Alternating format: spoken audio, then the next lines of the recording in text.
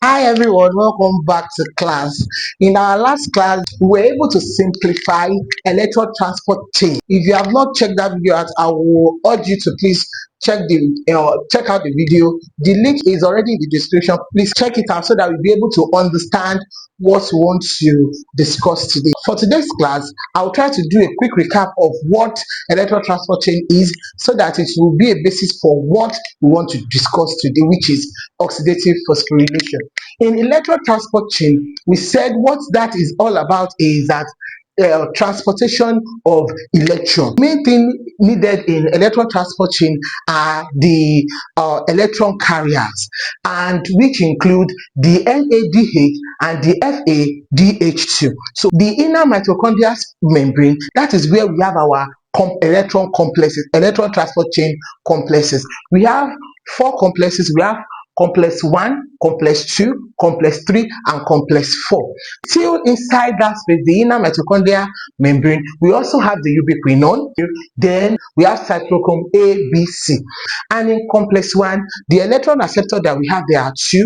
We have the first one is the flavin mononucleotide, and the second one is the iron sulfur center. So these will accept electron from our electron carrier, and in this case we have the NADH. So the electron, upon entering to complex 1, will make complex 1 to be supercharged and enable the pump of protons from the mitochondrial matrix to the intermembrane space of the mitochondria. In this complex, 4 protons will be pumped into the intermembrane space. Now, moving on to complex 2, FADH2 will come to complex 2 and also give complex 2 an electron. What makes them differ from complex 1 is that the electron will not cause any supercharge of energy here. So no charge of energy, then no proton will be pumped into the intermembrane space. Now, both electron from complex 1 and complex 2 will now be given to ubiquinone. From there, then the electron will now move into the complex 3, and in complex 3 we have cytochrome B and cytochrome C. So the electron will move from cytochrome B in complex 3 to cytochrome C in complex 3. Then the presence of electron in the complex 3 will also cause a supercharge of these particular complex, making it to be able to pump proton into the intermembrane space. The electron will now move from complex 3 to complex 4, and in complex 4 we also have the cytochrome A. So electron is moving from the cytochrome C of complex 3 into the cytochrome A of complex 4, and the presence of electron also there will cause a supercharge also for this complex,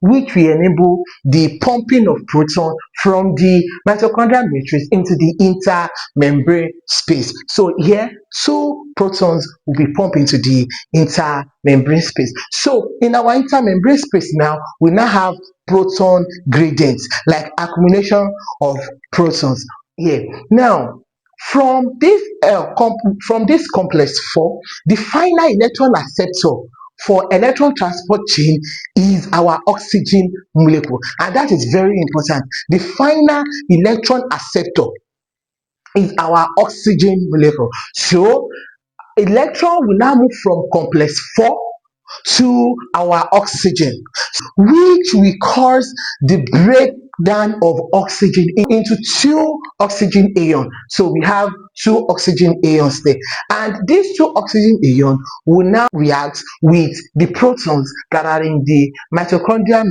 matrix. 1 oxygen ion will react with it to give us water. The second one also will react and give us water. So that is just the summary of electron transport chain. Please note that complex 1 will only accept electrons from NADH, while complex 2 will only accept electron from FADH2. That is also very, very important. In our previous class, there are a lot of questions that require answers from us that we said we'll be providing answer to in today's class. These protons that we are just accumulating here, what are we going to use them for? That's number one question. Number two question is that because in photosynthesis we needed energy in the light phase reaction, which is what led us to electron transport chain. And that is why I said, if you have not seen the previous class, please check the link in the description and check the video so that you'll be able to understand this class very well. So where is this energy that we want to generate? Because what electron transport chain actually give us now is water, and that is not actually our main focus, although it's also part of something, but at least it is not our main focus. So that leads us to oxidative phosphorylation. Oxidative phosphorylation. I said it in the beginning of this class that you cannot discuss oxidative phosphorylation without referencing electron transport chain. It is not possible. Now, in oxidative phosphorylation, what actually happens is the generation of energy in form of ATP, and that is where we get the largest ATP generation. So that is why this process is actually very important. What happened in oxidative phosphorylation is that these protons that we kept accumulating during the electron transport chain is what we'll be using. And how are we going to use that proton? Now, remember that we said in our electron transport chain, in the inner mitochondrial membrane, we have these complexes where electron transport chains occur. Here in this same intermitochondrial membrane, let's say we now have something like this. I'm just sketching that so that you just see that I wrote something there. So is our ATP synthase. So let's write it out here.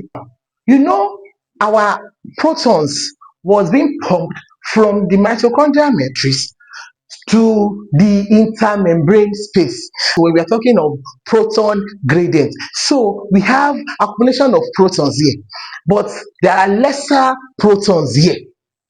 Now, for equilibrium process, which the cell will always want to do, it will not want one portion to have more and one portion to have so less. So the protons that are here, we just want to flow back, to flow downhill. So when they are now flowing, the flowing of those protons downhill to come back to this mitochondrial matrix is now what will drive this ATP synthase to produce ATP. Have you seen where they are generating electricity, where there will be a big dam of water up, then there will be a turbine down. So when they open the gates like this, the water will pour into the turbine and the turbine will start rolling. That rotation is now what is generating the power which we use as our electricity. Let's just say that is how this works. Let's now go into the biochemical process of how we can achieve the synthesis of ATP. Remember, we were discussing the electron transport chain. We said we have protons in the mitochondrial matrix. We have protons there. Now, another thing that is also present in this mitochondrial matrix is our inorganic phosphate. Inorganic phosphate. Another question now is, where is this inorganic phosphate coming from? Because we know where these protons were coming from. Remember, we were talking about the breakdown of hydrogen atoms to give us a proton and electron. So we know the source of these protons. Now, where is this inorganic phosphate coming from? They are from the cytosol of the cell. So we can also call them the cytosolic phosphates. So now from the cytosol of the cell, phosphate translocator will now help us to transfer those cytosolic phosphates into the mitochondrial matrix here. The four inorganic phosphates that are present in the cytosol of the cell will now be transferred by the help of phosphate translocator, in other words, inorganic phosphate transporter.